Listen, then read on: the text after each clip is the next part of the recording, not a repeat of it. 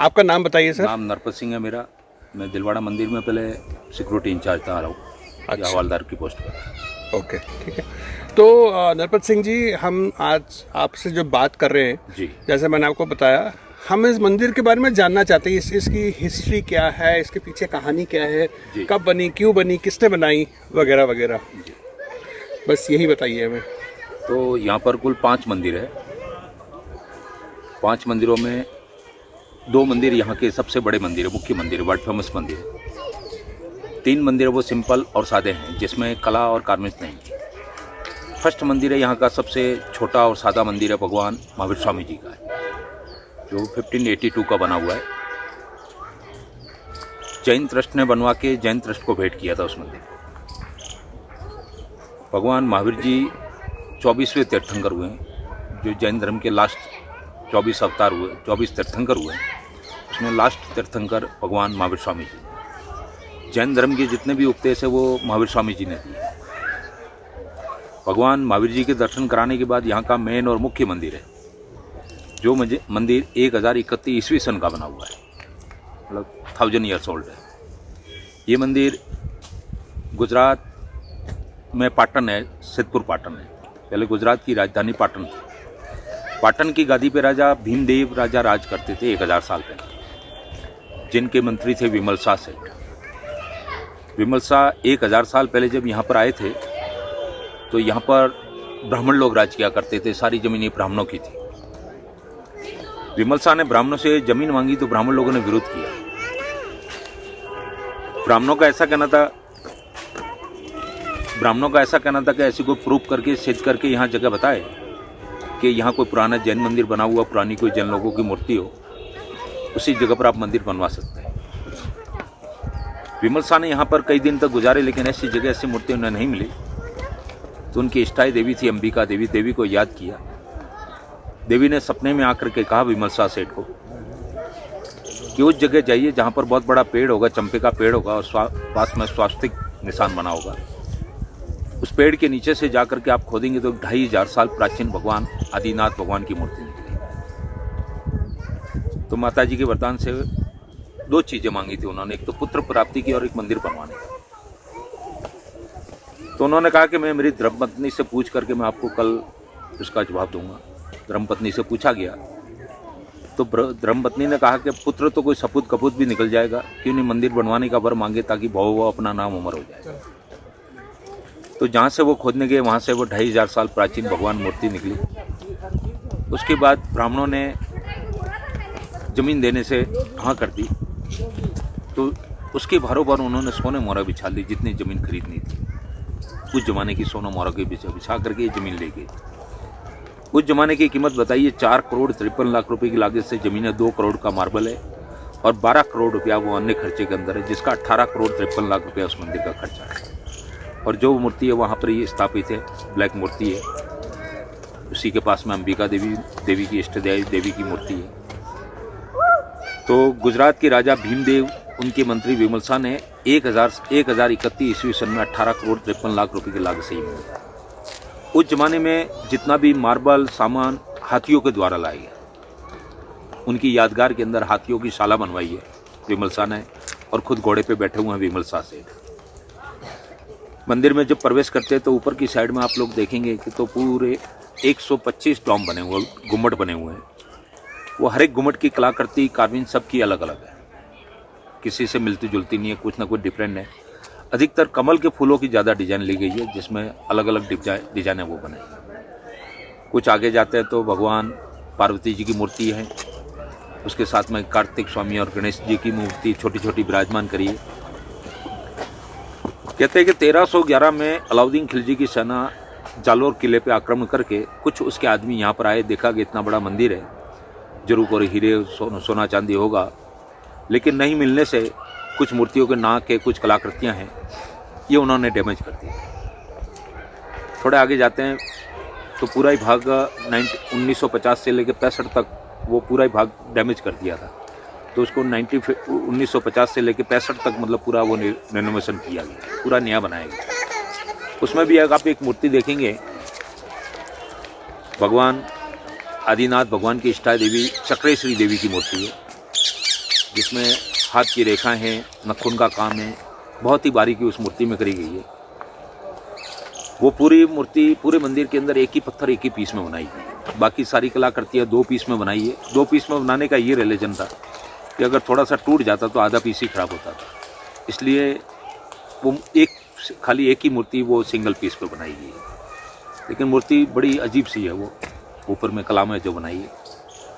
उसी के पास में जो 2500 साल प्राचीन भगवान आदिनाथ जी की मूर्ति जो जमीन में से निकली, जो मैंने आपको बताया, उसी के बाद आगे में चलेंगे तो कुछ कृष्ण भगवान की कालिया नागदमन की कहानी है। जो भगवान ने कालिया नागदमन किया था वो कहानी भी बताई गई है। कुछ अंबिका देवी की मूर्तियाँ ऊपर में, कुछ सूर्यमुखी के फूल हैं। फिर आगे जाते हैं तो 4 दिशाओं की 4 देवियाँ बताई है। गज लक्ष्मी, महालक्ष्मी, वैभव लक्ष्मी, ऐसे करके चारों दिशाओं की 4 देवियाँ हैं। कुछ देवियाँ बताई है जो सरस्वती देवी की मूर्ति है,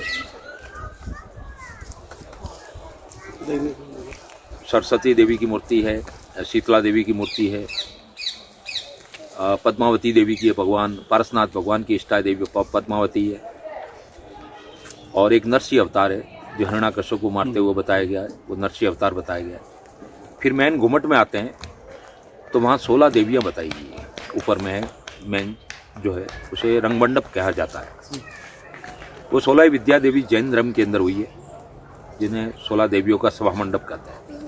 सेंटर का जो झूमर देखेंगे आप, जो एक ही पत्थर एक ही पीस में बनाया गया है, उसी झूमर के ऊपर में एक रथ बताया गया है जो हाथी और घोड़े बताए गए। कहते हैं कि भगवान की रथ यात्रा निकल रही है, उसके ऊपर पूरा ही परिकर के ऊपर वो बनाया गया है। सामने जो भगवान की मूर्ति है जो मेन मंदिर के अंदर जो विराजमान करी है, वो भगवान आदिनाथ जी के जो काली मूर्ति है उसी की दूसरी कॉपी बनाई गई है। वो वाइट मार्बल पे, वो 1000 साल प्राचीन है और वो 3500 साल प्राचीन है। मेन घुमट में जैसे घुसते हैं, ऊपर में कलाकृति नहीं है। कहते हैं कि भगवान का ध्यान लगाते हैं, भगवान की माला करते हैं तो उस कलाकृति में ध्यान चला जाए, इसलिए अंदर का जो गंबारा वो बिल्कुल सिंपल और सादा रखा गया है। तो ये मंदिर तो 1000 साल पुराना मंदिर हो गया। 18 करोड़ 53 लाख रुपए की लागत से बना, 1031 ईस्वी से। नरपत सिंह जी, ये मार्बल लाए कहाँ से गए? ये अंबाजी का मार्बल है। वो सारा मार्बल जो अंबाजी से लाया गया था और हाथियों के द्वारा ही आया गया। ऊपर के भाग से मंदिरों को देखते तो आपको पता नहीं चलता है कि अंदर इतनी कलाकृति है, इतना पैसा लगा हुआ। और ये कारीगर भी वहीं के थे? हाँ, मतलब वडनगर और विसनगर और गुजरात के अधिकतर कारीगर थे। जैसे अभी मोदी जी का जो वडनगर है, हाँ, उधर के ये कारीगर और ये ज़्यादा थे। तो ऊपर से देखते तो पता नहीं चलता कि अंदर इतनी कलाकृति है, इतना पैसा लगा होगा। कहते उस जमाने में आक्रमण वगैरह ज़्यादा होते थे, मुस्लिम मंदिरों को तोड़ देते थे, तो ऊपर से भाग से बिल्कुल डोम ऐसे रखे गए हैं जैसे कोई मस्जिद टाइप ही हो। दूर से ऐसा देखें, मतलब सिंपल और सादे रखे गए, मतलब ऐसा बाहर से वो नहीं किया। सेकंड मंदिर है 2 भाइयों का, वस्तुपाल और तेजपाल। वस्तुपाल तेजपाल ये दोनों भाई भी गुजरात के रहने वाले थे। गुजरात में गांव है धौलका धंधुका, वहां के राजा थे वीर धवल, जिनके मंत्री थे दोनों भाई वस्तुपाल तेजपाल। 800 साल पहले अपनी फैमिली सहित पूरा कारवा लेकर के और इस मंदिर की यात्रा के लिए आए थे। उन्होंने देखा कि इतना बड़ा मंदिर है, कितना भव्य बनाया हुआ है। उनके पास में काफ़ी धन दौलत थी। उस जमाने में यहाँ पर चोर डाकू को ज़्यादा भय रहता था। उन कारवा ने सोचा, उनके भाइयों ने, वस्तुपाल तेजपाल जी ने, कि हाँ मैं कोई लूट कर ले लेगा, क्यों नहीं खड्डा खोद करके उस धन को ज़मीन के अंदर दबा दिया जाए। जब सारा धन जमीन में दबा दिया तो सुबह का टाइम हुआ और वापस निकालने गए, ऐसी देवी की कृपा हुई कि वहाँ से और भी दुगना धन, डबल धन प्राप्त हो गया। और भी धन प्राप्त होने से दोनों भाइयों ने सोचा कि विमल शाह सेठ ने इतना बड़ा गुजरात का नाम अमृत किया है और अपने को तो धार्मिक जगह पर धन मिला, क्यों नहीं अपने भी इसी धन का यहाँ पर ही उपयोग करें, ताकि अपना भी भव अपना नाम हुआ। तो उन्होंने यहाँ पर ही वो उसी मंदिर की स्थापना की। दोनों भाइयों ने वस्तुपाल थे, वो 1031 ईस्वी सन का बना, ये 1231 का, 200 साल का डिफरेंस है मतलब दोनों मंदिर। तो 800 साल पहले 12 करोड़ रुपया इस मंदिर में खर्च किया है वस्तुपाल तेजपाल। लेकिन कुछ कलाकृति उस मंदिर से भी बारीक और सुंदर काम इसमें किया गया है। जिसमें घुसते ही आप लोग देखेंगे ऊपर की साइड में 64 कलाएँ हैं, जो हर नर्तन मुद्राएँ अलग अलग डांस करते हुए बताई गई हैं। फिर मेन गुम्मट में देखेंगे जो 16 देवियाँ बताई है, लेकिन सेंटर का जो झूमर है वो 7 राउंड के अंदर एक ही पत्थर एक ही पीस पे बना है। उसके बाद में थोड़े से ऊपर और जाएंगे तो आगे में एक कमल का फूल है, जो जैसे सुबह का खिलता हुआ कमल का फूल हो उस टाइप से बताया। दूसरे गुम्मट में देखते हो तो शाम का बंद होता हुआ फूल हो उस टाइप से बताएंगे। तीसरे गुम्मट में देखेंगे जैसे पानी का फुवारा और फाउंटेन हो उस टाइप से फुवारा टाइप बताएंगे। जो सबसे उसे 9 चौकी कहा जाता है। 9 गुम्मटों में जो कलाकृति करी है वो सबसे बारीक और सुंदर काम उन्हीं में किया गया। दोनों भाइयों ने तो मंदिर बनवाया, लेकिन उनकी जो वाइफ थी उन्होंने कहा कि आप लोग इतना बड़ा जो मंदिर बनवा रहे हैं तो कुछ हमारी याद में भी कुछ होना चाहिए। तो उन्होंने देरानी और जेठानी के 2 आले बनवाए। उनका नाम था अनुपमा देवी, ललिता देवी। कहते हैं कि 800 साल पहले जब बनवाए थे तब उन्होंने 1.25 लाख रुपया अपने मैके के पैसों से ला करके, पियर के पैसों से, और उन आलों का काम शुरू किया। लेकिन दोनों में कंपटीशन हुआ। कंपटीशन में 6 बार वो आले टूट गए। वो बोले मैं अच्छा बनवाऊँ, वो बोले मैं अच्छा बनवाऊँ। उसी कंपटीशन में उस जमाने में 9-9 लाख रुपए उसमें खर्च हुए। दोनों भाइयों ने सोचा कि औरतों का झगड़ा ही कभी पूरा नहीं होगा और मंदिर का काम अधूरा रह जाएगा, तो 2 कारीगर बुलाए। आधा दिन उस पर, आधा दिन उस पर। कारीगरों ने बिल्कुल सेम बना दिए, कुछ भी फर्क नहीं, लेकिन छोटे और बड़े का फर्क रख दिया है। जेठानी की तीसरी मूर्ति देखेंगे तो उनकी सीधी गर्दन रखी। देरानी की एक तीसरी 3 मूर्तियां बताई, उसके ऊपर उसकी टेढ़ी रखी है, क्योंकि जेठानी के सामने देरानी को जरा झुकता हुआ बताया। दूसरा फर्क भी ये भी रखा गया कि एक के नीचे हाथी 24 रखे देरानी के और जेठानी के 25 रखे। मतलब छोटे और बड़े का सम्मान बताया गया है, बाकी सारा एक जैसा बना हुआ है। भगवान की जो मूर्ति विराजमान है वो नेमिनाथ भगवान है, 22वें तीर्थंकर कहलाए जाते हैं। जो कहते हैं कि कृष्ण भगवान के चचेरे भाई बलदेव जी थे, वही जैन धर्म में तीर्थंकर 22वें तीर्थंकर नेमिनाथ भगवान कहलाए। लेकिन कला बहुत ही बारीक और सुंदर उसमें की गई है। उसकी अस्थिशाला, मेन मंदिर की जो अस्थिशाला वो सामने बनाएगी, और इसकी है वो पीछे में अस्थिशाला, हाथियों की शाला बनाएगी बैक साइड में। तो ये मंदिर तो 12 करोड़ का है दोनों भाइयों का। ये दोनों मेन मंदिर है। तीसरा मंदिर है वो मंदिर भामाशाह ने बनवाया था। कहता है कि महाराणा प्रताप के जो मंत्री थे भामाशाह, उन्होंने देखा कि गुजरात के इतने बड़े मंत्री सारे मंदिर यहाँ बनवा रहे हैं, क्यों नहीं अपने भी इसी जगह पर अगर मंदिर बनवाते हैं। तो भामाशाह को उधर 4 मंदिर बनवाने थे आमने सामने, लेकिन 2 ही मंदिर बनवा पाए। तीसरे का काम शुरू किया, मुहूर्त किया। उसी बीच कहते हैं कि महाराणा प्रताप और अकबर बादशाह के साथ हल्दी घाटी में लड़ाई। उस लड़ाई में, पहली लड़ाई में महाराणा प्रताप हार गए। सारा रुपया खजाना जो भामाशाह लाए थे मंदिर बनवाने के लिए, तो उन्होंने देश और धर्म बचाने के लिए सारा रुपया खजाना लड़ाई में मदद में दे दिया। इसलिए उस मंदिर का काम चारों तरफ से अधूरा है और आज भी अधूरा ही है। लेकिन 5 धातु की मूर्ति बनाई है। उन्होंने देखा कि इतना बड़ा मंदिर बनवा रहे हैं और यहाँ कोई मूर्ति नहीं बनाएंगे तो कौन देखना है। तो उन्होंने वडनगर, विसनगर से सोनी बुलवा करके और 5 धातुओं की, जिसमें सोना, चांदी, तांबा, पीतल और कांसा, 4320 किलो वेट की मूर्ति है भगवान ऋषभ देव जी की। ऋषभ का मतलब बैल होता है, इसलिए बैल की सवारी, इसलिए ऋषभ देव भगवान का है, जिन्हें आदिनाथ भगवान भी कहा जाता है, जिन्हें आदिश्वर भी कहा जाता है और ऋषभ देव भगवान भी कहा जाता है। अधिकतर ऋषभ देव ज़्यादा कहते हैं। अब लास्ट मंदिर आप लोग देखें जो कारीगर और मजदूरों का है। कहते हैं कि यहाँ पर जितने जो उस जमाने में कारीगर मजदूर काम करते हैं उनको 2 घंटे खाने की छुट्टी मिलती, लंच टाइम। 1 घंटा वो लोग खाना खा लेते, 1 घंटा जो आराम का था आराम नहीं करते थे, और इस बाहर के मंदिर में आकर के वो लोग काम करते। 3 फ्लोर का मंदिर है। तीनों फ्लोर है वो अलग अलग समय में अलग अलग लोगों ने बनवाए। जो नीचे का हिस्सा है, बड़ा मंदिर देखा, उनके कारीगर मजदूर काम करते थे, तो नीचे का भाग तो उन्होंने बनवा दिया। फिर दोनों भाई या वस्तुपाल, तेजपाल के इन्होंने कारीगरों ने इतना बड़ा नाम उमर किया, तो दूसरा भाग उन्होंने बनवा दिया। फिर भामाशाह आए तो भामाशाह ने ऊपर वाला भाग बनवाया। जैसे आते गए, जैसे अपना नाम अमर करते गए, बेकार का पत्थर बाहर फेंकते गए, जो वेस्ट नहीं काम आया, रिजाइन कर दिया पत्थर को, वो पत्थर मांग करके कारीगर और मजदूरों ने फ्री ऑफ चार्ज में बना करके उस मंदिर को भेंट किया है, जिसमें हर पिलर में मार्बल काला पत्थर लगाए। आज भी देखेंगे तो उसमें अलग अलग पीस है।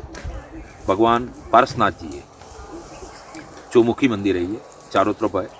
तीनों ऊपर में ठेर ऊपर तक चौमुखी कहा जाता है।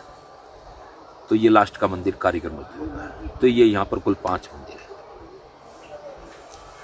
नरपत सिंह जी, यहाँ पर माउंट आबू में जी जैन धर्म के बहुत सारे मंदिर हैं जी। जो अभी हम लोगों ने देखे, तो इस चीज़ की इसका कारण क्या है यहाँ पे? देखो साहब, माउंट आबू एक धार्मिक भूमि है और 33 करोड़ देवी देवताओं का वास है यहाँ पर। भगवान जितने जो देवी देवता थे वो सारे यहाँ पर आकर के एक बार वो हुए। कहते हैं गौमुख की एक कहानी है कि भगवान, एक गाय गिर गई थी खाई में। उस खाई को भरने के लिए भगवान ने राम जी ने उसकी तपस्या करी थी।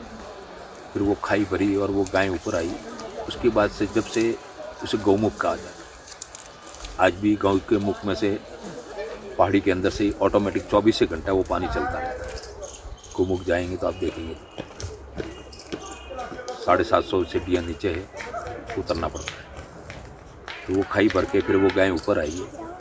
इसलिए आबूराज जय बहुत प्राचीन आदिकाल से मतलब इसका वो है जी। गुरु शिखर जय दत्त भगवान का मंदिर है जो हाईएस्ट पॉइंट है, 5653 फीट ऊपर है समुद्र तट से। दत्त भगवान का जो दत्तात्रेय भगवान की माता अनसुईया के पुत्र थे जो, तो सबसे ऊंचा शिखर वही है। अचलेश्वर महादेव है अचलगढ़। कहते हैं कि भगवान जब आबू हिलने लगा था, ये नाग के ऊपर है, इसका ऊपर आबूराज जी जे नाग के, उस नाग के ऊपर ही है। नाक के ऊपर है का मतलब नाग के फन के ऊपर इसका पूरा टिका हुआ है। तो ज़्यादा हिलने लगा तो भगवान ने अपना पैर अंगूठा आगे किया था। तो आज भी वहाँ शिव जी के अंगूठे की पूजा होती है। वो पूरी पाताल खाई है। नकुल और सहदेव वहाँ से पाताल गए थे वो। वहाँ नीचे सीढ़ियाँ हैं हाँ, जाने की, मतलब पूरा ही, मतलब जहाँ नहीं, वो जहाँ मूर्ति बिठाई हुई है वहाँ पे जो, हाँ उसी वो पूरी खाई है नीचे। वहाँ भगवान की अंगूठे की पूजा होती है।